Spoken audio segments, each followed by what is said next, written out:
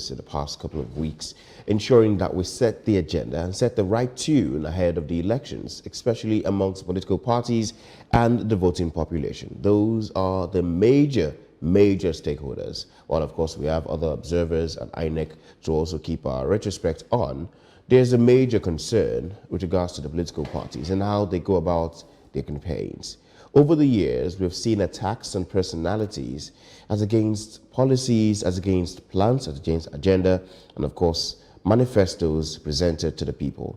We are looking to ensure that that becomes the focal point of any campaign going into the 2023 elections and keeping the people in check, in mind, along those lines to ensure those elected into office have a dividend to hold on to and have a manifesto that they can actually lay out and try to execute during their tenure in office. Joining us to discuss this is Omoshola Deji. He's a political analyst and a longtime friend of the House. Thank you for joining us on the program today. Good morning. Thank you for having me.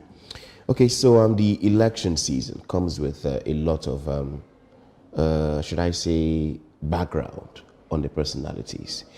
I'm sure you would have seen the recent issues that have been laid before the All Progressives Congress presidential candidate. The PDP's presidential candidate as well has also had his fair share of, digging back into his history as against what he intends to do going forward. How do we begin to change that narrative? Because it appears that seems to work. For it to have been sustained so far, it must be working. Well, we'll begin to change the narrative when citizens begin to ask the right questions, when the right engagement comes from the citizens. Politicians are like students. If you leave your student, if you don't engage them, they don't want to do anything. They want to get the A's and B's. But if you stand your ground and engage your student, definitely they know that if they don't read, they don't pass.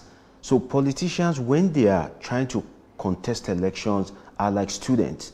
These citizens are the examiners. So when the citizens have to ask the right questions, when you have a number of oriented citizens that will engage you, that will ask the right questions, you want to go and prepare. But when you know that the citizens are a bit laid back, the citizens are a bit disoriented, the citizens will judge you based on your religion, how maybe fanatic you are, your region, and maybe how rich your pocket is, you kind of work on that because you know that is what the people are going to engage you about. So the more we have oriented citizens, the more the citizens can ask the right questions. When you know that if you are coming to Wilson, for example, you know that Wilson is going to ask you the right question. You know that Wilson is oriented, is going to ask you, how do you want to achieve this?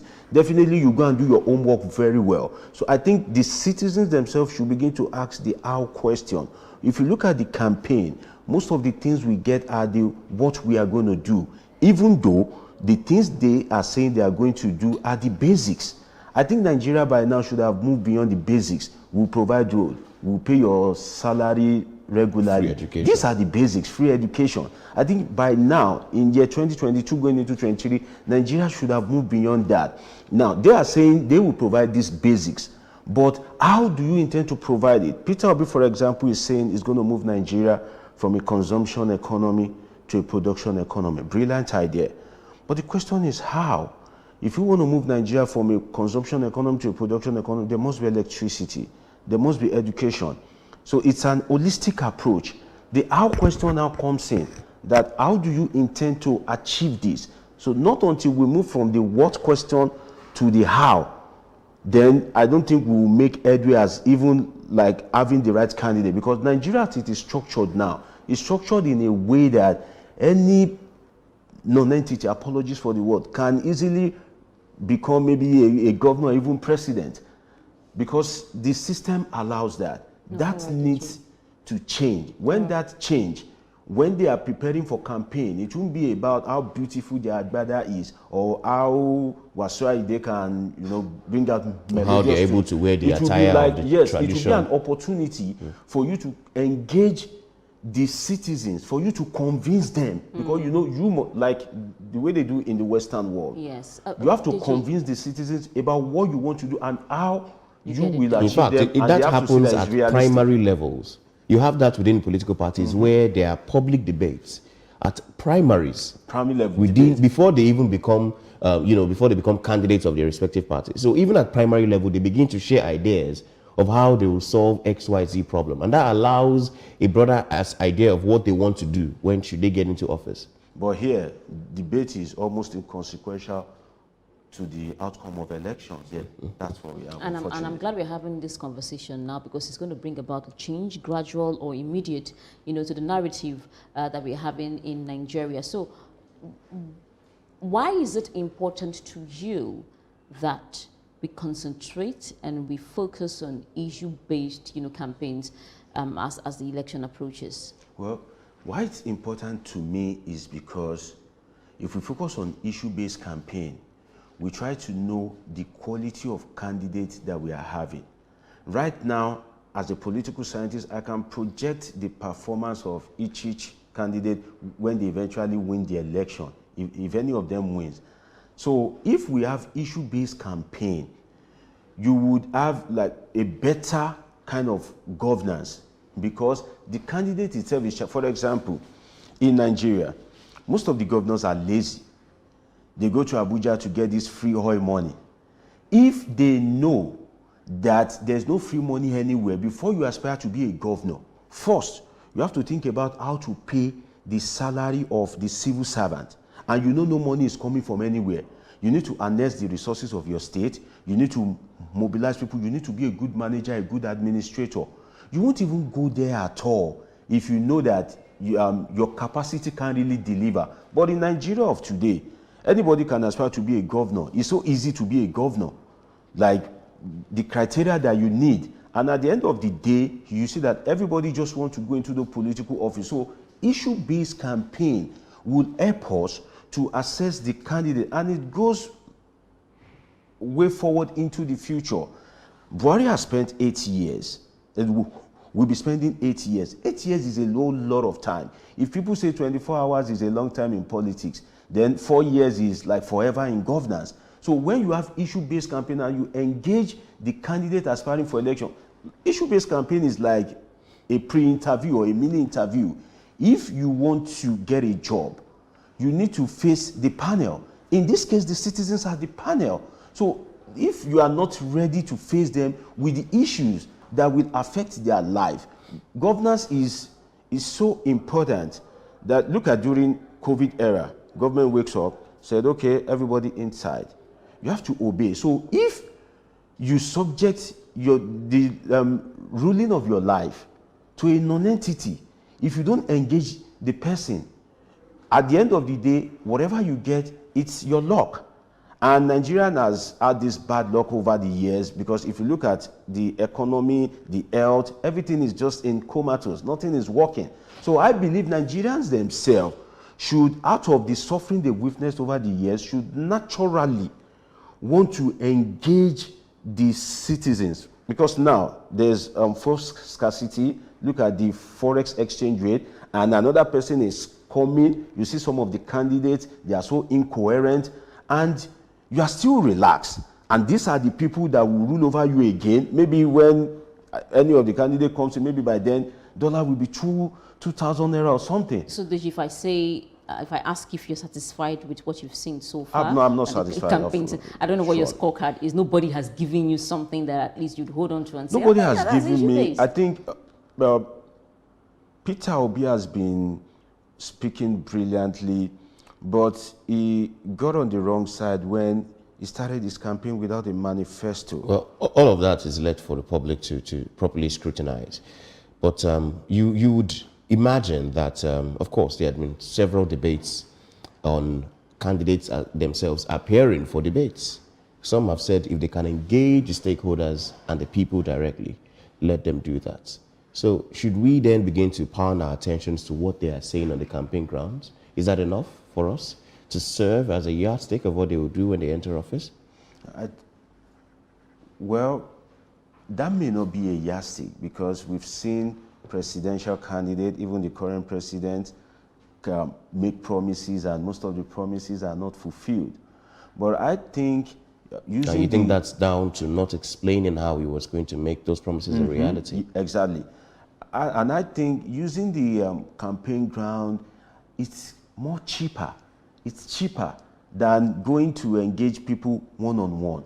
So if any candidate is afraid to go into debate, to speak about his programs at the campaign rally, then we need to watch out for the credibility or the performance capacity of such a candidate. Because it's easy now, if I'm a candidate and you gather thousands or millions of crowd there, it's one mic, speakers, and they are listening to me. It's easy, it's most time of their saving. party supporters that are there. That are there. So it's easy for me to kind of convince them that, okay, this is what I'll do, this is how I will achieve it. But if I'm running away from that, if I'm running away from debate, if I'm running away from the TV, and I said I want to go and engage them one-on-one, I think it's not, because I can't go to every house, and every citizen would definitely like to hear from me directly. So the one-on-one something should be more of the grassroots, the stakeholders at the party level, ward level. Thank you for that.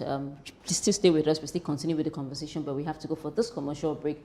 And when we come back, Deji will still be talking to us about how we should continue to push for issue-based campaign ahead of the general elections. Join us again.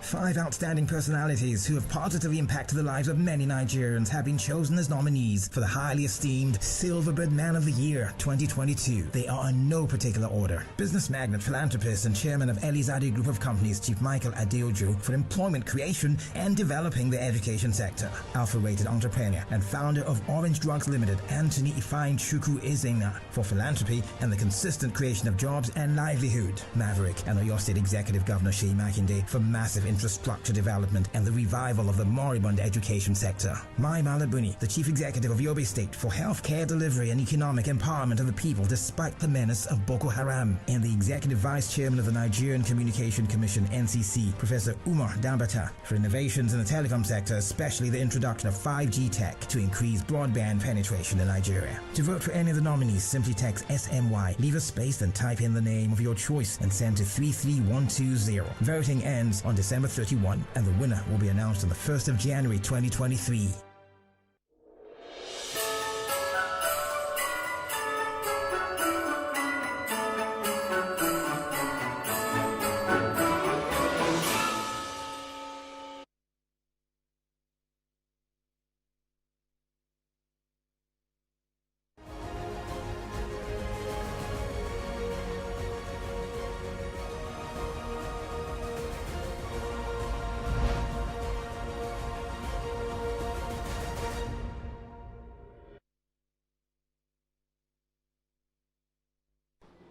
All right, it's glad to have you back. If you're just joining us, this is News Hub showing live on Silverbird Television, Silverbird News 24. As the general election approaches, just about some 60 days away, we are talking very important matters, and this time around it is a concentration and focus on issues-based campaign. And Deji Omoshola, a political scientist, actually has been in the studio talking to us about, his perspective on how far so far with the campaigns in Nigeria, and what should people actually be concentrating on when these candidates who are actually vying for different political positions, speak on what they can do. Deji, thank you so much for staying with us all for a while. So if I were to ask you let me just reduce it to 3 salient issues that Nigerians are bothered about or concerned about today that should actually be on the front burner of some of the speeches of these candidates during the campaign. What would those 3 issues be? For me, the first I would say security. because insecurity is so rampant now, and we have different layers of insecurity: banditry, kidnapping, and a whole lot of insecurity issues. Then I would say the economy. The economy is in its worst state right now. People are suffering. If we are to call a spade a spade, the economy right now, it's nothing to write home about. So security, economy, whereby people can have food on their table, graduates can have jobs, and the price of commodity, reduce inflation. So I think candidates should prioritize how they will address the issue of security, economy. Then the third, I think, should be the general well-being of the country as a whole, in terms of how will Nigeria earn more resources, devolution of power.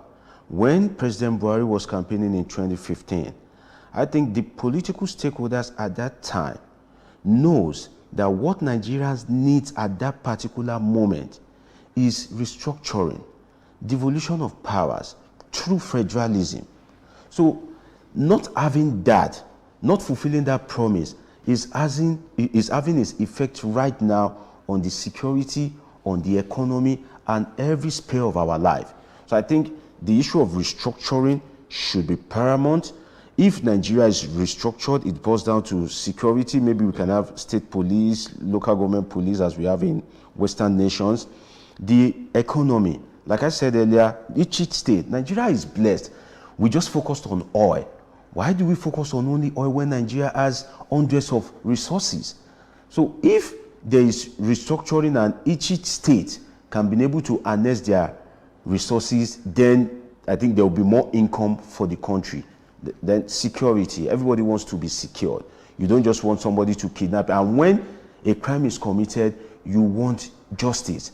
Not having justice is a recipe for additional insecurity, because you want to take law into your hands. You want to defend yourself the best way you know it. So the security, economy, and general well-being of the country should be at the center stage of the campaign of the candidates right now. Okay, so when you say should be the center stage, we did have promises from this current administration. And some would even argue that other candidates that have come before have been elaborate on what they intend to do and how they intend to do it and whatnot. And that when you get into office, it's a different kettle of fish altogether. If you look at the Prime Minister of UK, previous Prime Minister, who spent less than 2 months, Liz Truss, she was very clear on what she wanted to do in terms of the economy. And 2 months later, the economy in the UK was going at an all-time low, and something had to be done drastically. So even when we are arguing for issue-based campaigns, that's no guarantee that there will be success. And that possibly that's the argument from some of these political activists who have a hand in the candidates that are coming, to say, even if anyone is being articulate about what he wants to say or what he wants to do, that's no guarantee that there will actually be promises delivered after a certain time in office. Well, the reason for that is because in the UK, there are consequences for actions. In Nigeria, there are no consequence for actions. Yeah, but I was making a point as to how, if we hold the candidates to how well they're able to explain to us what they want to do, that is not necessarily a guarantee to deliver while in office. Yeah, they are not passionate about delivering because there are no consequence for actions. Like I said, if there are consequences for actions, you are in your first term, for example, you want another term. If you know that you having another term is strictly based on your performance, not how rich you are, not how religious or the region you come from, you will definitely go all out to perform, because that is the only criteria. Like I used the example of student the other time. If you have student and you know, and the student know that the only way out to scale 2 is to read, definitely they will read. So if the politicians do know that if they perform, that's the only way out for you to get re-elected. Like the instance of the UK you cited, people will keep you on your toes. They want you, they will hold you to account on every promise. They are following every step you take. You cannot misbehave. You cannot go out of the box. They are holding you to account every moment, every week.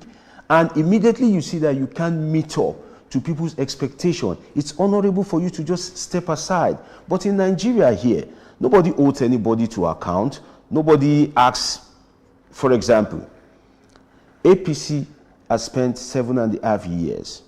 If you look at what they campaign about and how the country is now, it's like the direct opposite of it.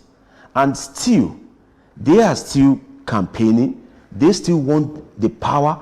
And that's why you see that the presidential candidate of the APC has not largely been campaigning based on the president's performance. That's shameful. That's awful.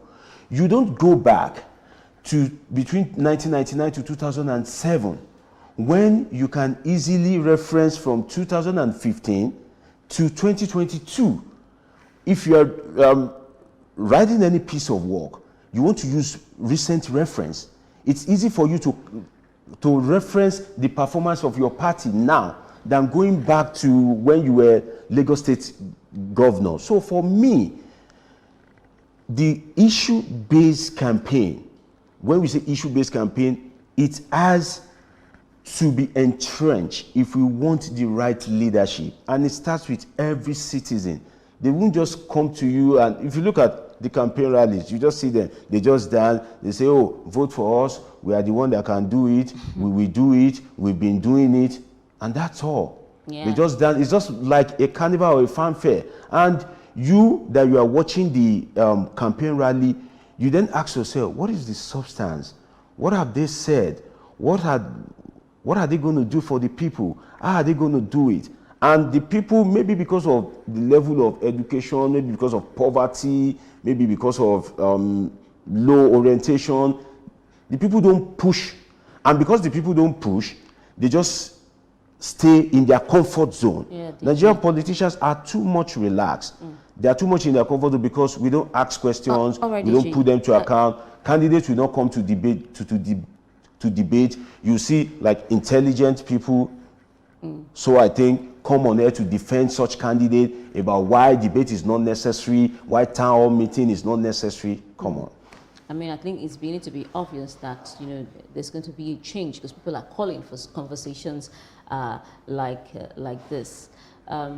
Despite the mudslinging, calling of, I think I heard someone say, if you don't want them to call you more than names that you never heard before you were born, don't go into politics. But we see that happening here and there. I'm glad you really mentioned 3 areas earlier on when we spoke to you about issues that should be brought on the front burner. You mentioned economy, I think security first, economy, and then other issues around, especially like restructuring or devolution of power, which, well, we don't know how soon that is going to see the light of the day. The government we are in right now has made it very clear to us that some of this activities involved with devolution of power probably would not even happen anytime soon, because power at the central is still very pivotal to them. So if you were to be an electorate and you're having a one-on-one conversation with some of these candidates, don't mention rally because supporters are the ones that are always there.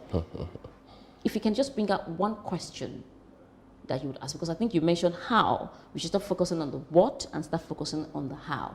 So on economy, on security, and on, you can pick one out of the other ones you've talked about, restructuring, devolution of power. Pivotal questions that electorates should ask.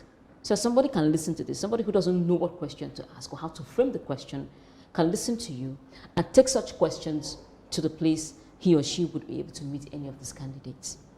Well, if I'm to face a candidate, one of the questions I will ask is, what do we Nigerians want, and how can you provide it? Where do we ought to be, and how do you intend to take us there? I think those are the 2 important questions Nigeria should be asking in 2023. What do we want, and how can you provide it? Right now, virtually nothing is working. The infrastructure, well, the federal government has tried concerning rail.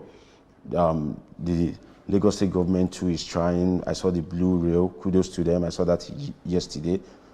But is this where we ought to be? What are the things that we need? When people graduate, when parents invest in their wards and they graduate without job, and you see people investing their intellectualism into crime, how do you want to resolve that? If there is a graduate in a family and that graduate is employed, there are people in that family that benefit directly from such a graduate. And generally, where do we ought to be as a nation? And how do you intend to take us there? So if I'm to engage any of the candidates, this will be my major questions. And other questions will spam out from their response. But I can tell you it's going to be a very tough time if I'm to engage them one-on-one, because you need to... I told some of my friends that one of the solutions we can have, but it's not possible, is for us to go back to a point whereby if for you to be allowed to vote, you need to have reached a particular status, or you need to have attained some level of education or something. For example, that could possibly if I'm a candidate now, disenfranchise a lot of people. That's the thing, and people will not agree to that, because as much as 5,000 naira is in some of these rural areas, that's if they give them up to that for vote buying. Some of these people are eager that February they're going to get the 5,000 naira. But if I'm to come to you that please vote for me, this is 5,000 naira, I'm sure you like 5,000 naira. So maybe we would have more credible candidates, but like I said, that is not possible. So it's now left for researchers to go back and conduct research about how we can achieve this thing without disenfranchising anyone. Well, we are working towards that by improving the level of sensitization amongst the people, and hoping that they themselves, who are of decision-making age, can make the right decision by themselves. But let's focus on one final aspect before I let this conversation off the table. Candidates nominating individuals to speak on their behalf. Would you subscribe to that? Because, you know, it's no longer a case of just the All Progressives Congress candidate now. Because I was watching a video yesterday. Labour Party's presidential candidate himself, Peter Obi, also nominated Professor Pato Tome to speak with regards to a question raised at the town hall meeting amongst young educationists in Nigeria. So do you subscribe to that? Because they would argue with you that these are individuals that will form a government when the time comes. Do you subscribe to it? Sincerely, at this stage, I don't subscribe to that. Because why? Nigerian politicians are just going to abuse it. You are applying for a job. You are facing your employer, which is the Nigerian people. Imagine I'm applying for a job here and I have to delegate someone to answer questions for me. You can't have all the knowledge. But what we need is the basic knowledge to test you that as regards the economy, you are well guided. Okay, so as regards security, you are well guided. I'm not holding brief for the politicians, but they would argue that they are sure you do not fix your car yourself. And if anyone has any questions with regards to your car, you possibly have that person contact your mechanic. And they are sure you do not fix your electricity within your house yourself. And if there is a major fault, you have someone who you can rely on to do that job for you. Same as when they are elected into office, they will form a cabinet of capable individuals who will guide the affairs in each ministry and department of the country. And so if they are already attending town halls, attending debates, they can nominate these individuals to speak for them. Delegating duties should be when Nigerians have given you the power to rule over them. Not at the screening stage. I don't think it's right for Nigeria. I think it's insulting on the sensibility of Nigerians that they ask you a question and you need to delegate someone to answer for you. You have not yet gotten a job, you're already feeling fly. How does that work? When they ask you questions, you answer directly. You don't have to have super knowledge about every area, every space of our life. No, but at least we are looking at you, we are screening you, we are assessing you, assessing your capacity, your intellectual ability. Now, if I'm to use sport to analyze that, if there's a free kick, there will be defenders right there, but the goalkeeper still has to kind of like stretch his neck to make sure the ball does not pass by him. He's doing the work, the final work. He's actively involved. But when you just say, okay, look at what happened at Chatham House, the APC presidential candidate. People have been questioning your ability, your coherence, and that was a very clear opportunity to clear all doubts at the international stage. Take questions directly. Answer it the best way you can. You would have cleared all doubt that your intellectual capacity is strong enough for the job. They will argue with you that he has attended other town hall meetings here in Nigeria and he has responded to questions raised at him. In that instance, he simply wanted to delegate to those who he believes are also capable young Nigerians who are in government, some of them in government, who can and who will possibly run affairs if he is elected into office. Well, my argument same as Peter Obi, because I mentioned that Patutomi was referenced to answer a question my for argument is Nigerians are not voting for the people you are delegating duties to. Nigerians are testing your own capacity. So if Nigerians are yet to delegate that power to rule over them to you, I think it is not right for candidates to delegate. And it's not, it goes beyond that. The problem I have with it is how Nigerians abuse things. If we allow this trend to continue, politicians will not say anything. It's easy for me, it's convenient for me to want to contest and I'll say, okay, Mr. Wilson, answer this question, Madam, answer this question. Like, how does that sound? Are they voting for Mr. Wilson? No. So I think at this early stage, delegating duties shouldn't come into play. You should be able to face the electorate. Take tough questions. It is your vision. The country will run under your vision. The country will run under your capacity. Prove that capacity first. When we are convinced that you have that capacity, then you cannot delegate duties to whoever you want. And if you are not careful to delegate duties to the right people, you are coming back for re-election. If you are not coming back for the election, your party is still existing. Your party will field a candidate. So, and especially in Nigeria, where we have like what I can call a one-man system. For example, if a police officer, if a senior police officer and they are on patrol, if they say arrest this person, whether it is within your right or not, that police officer will first obey his boss, arrest you first.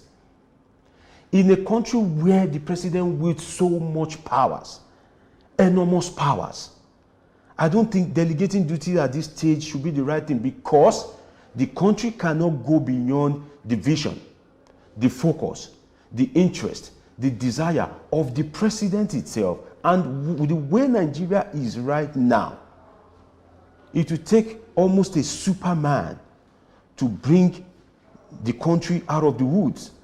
And at this stage of our life, we are not even sure about the capacity of candidates. We've not voted you. You're already feeling like a president. You're already delegating duty. That is an insult to the electorate that you're asking for their vote. My opinion. I can tell you for free that these same candidates are already feeling like they're Superman. That's why they're coming out and they're telling you that they can solve every of the problems that you're facing. And there's a solution to everything. Give solution to you and everything, all the promises and the rest of them. The candidates have a responsibility, and I'm sure you've already made that known. The electorates to have a responsibility by asking pivotal questions, questions that will make these guys go home, think, make researches, and give answers that are worth listening to. The supporters this time around, because these people, it's more like an ecosystem. Yeah, the supporters are actually pivotal to the success of a particular candidate. They support you, they go around with you for campaign, they hail you on social media, some even fight friends lose friends over social media, on social media, I beg your pardon, over a particular candidate, and they see them all over at the rallies, screaming and screaming, yeah, Baba, now you, we want, and the rest of them. supporters have a role to play in this thing. How has it been so far for the supporters club in Lagos when it comes to politics?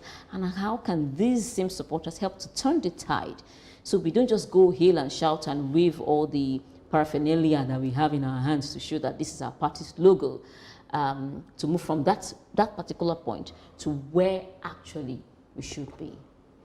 Okay, if I'm to touch on the last question, so something just crossed my mind. I think rather than delegate people to speak for you as a candidate, you can get briefs from your aides, your researchers, if any, before facing the people.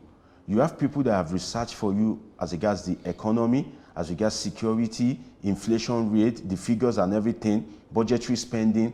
They should brief you before you go public, because there's something we call expected questions. If you are a presidential candidate and you are facing like a panel of interviewers, you are sure they will ask you on security. You are sure they will ask you as regards the economy. So I think rather than delegate duties for people to speak for you, do it behind the scene. Let them speak to you. Then you are informed.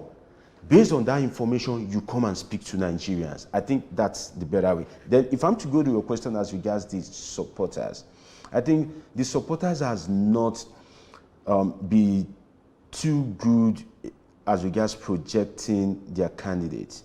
If I'm to speak about the APC, for example, most of their supporters, presidential campaign spokesperson, I think their approach is thinking maybe they can muzzle their way through. They try to kind of like convince you by force. Isn't that the same tactic being applied by most parties? Well, it's the same tactic, but I think...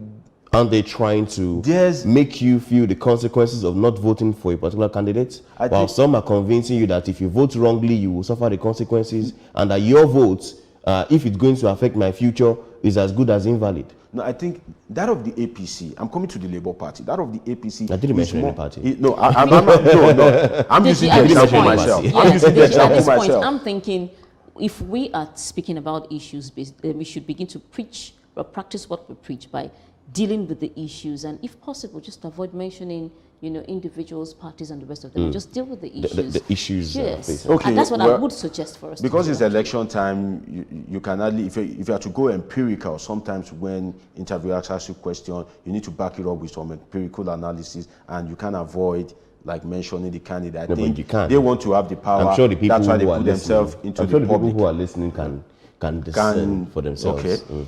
I think trying to muzzle the people, it's wrong. Being abusive on social media, as we've seen for the supporters of some particular of a particular candidate, I think it's also wrong, in the sense that who you want to vote for, who you like, is based on your conviction. Who I want to vote for is based on my conviction.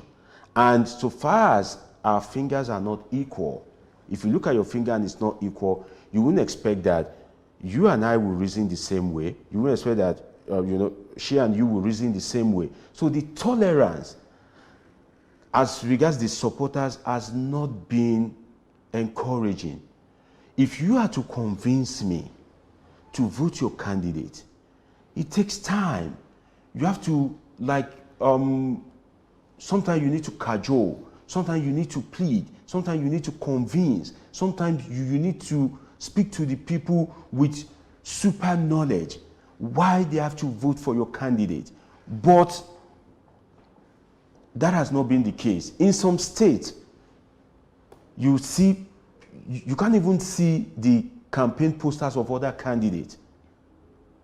Not that the ruling party will send them to go and destroy it, but some people that just want to make themselves relevant to show loyalty in code. You just see them destroying other candidates. To the ruling party. Yeah, to the ruling party. You just see them destroying other candidates, billboards, campaign posters, to no consequence.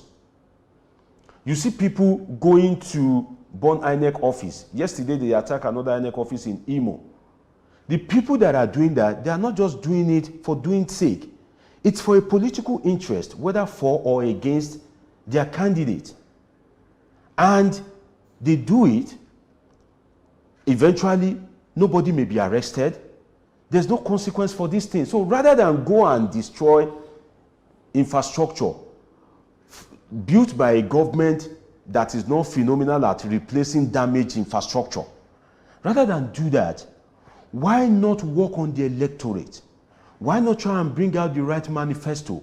Why not try and take time to convince the electorate? If you see a woman that you like, and you can take time to convince the woman, eventually get married to the woman, what does it cost you to take time to convince the electorate, to make them buy your ideas, to speak on your past record, and eventually win them to your side? So the essence of this question is, there is this indication that supporters are actually feeling conversations that are not necessarily issues based. It's more like my candidate is better than your candidate. Your candidate has done X, Y, Z in the past and cannot do, more. So the supporters are the ones who actually, when these candidates say, I will do what and what and what for you, they shout, hey. They don't say, Oga, how are you going to do it? So it's how the supporters now can play a role in ensuring that the focus is issue-based rather than coming out to say all manner of things, is what this question hopes to answer. Well, the supporters, if I get you, how they can make sure the campaign is issue-based. Well, if I have a supporter, like large support base as a politician, and they are demanding for a particular thing, definitely you have to meet up with their demands. So I think the supporters themselves should do their candidate the favor of making the right demands. I don't want to cite any example of any candidate, but some of these candidates, especially a particular candidate, sounds quite intelligent. You see him rolling out the figures, you see him trying to convince, trying to compare Nigeria with other countries, which I think certainly is that good. should not be a yardstick.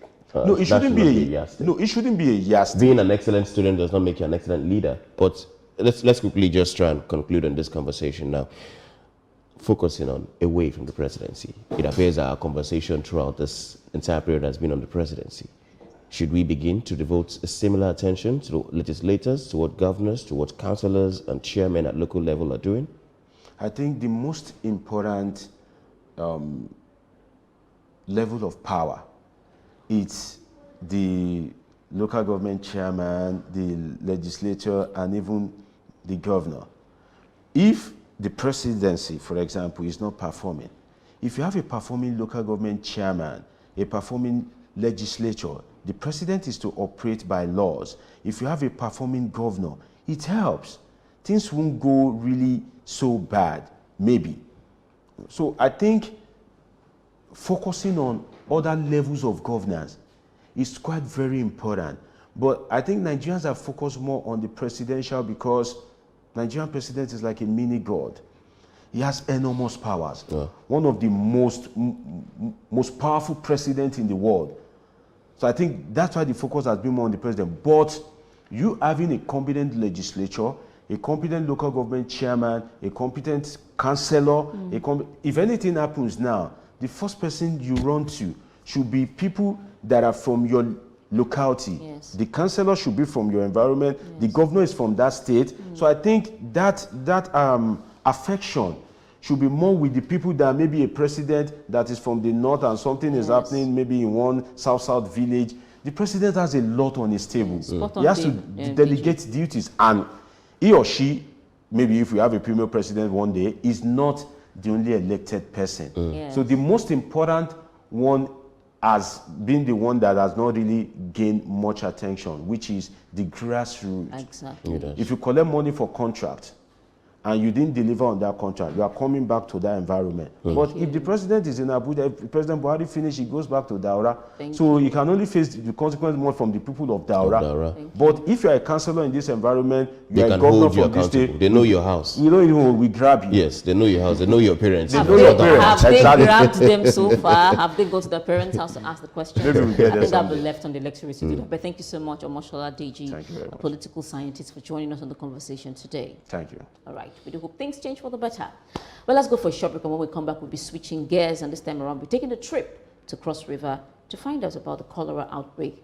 How far so far, and what they're doing to stem the tide. This is News Hub. Stay with us.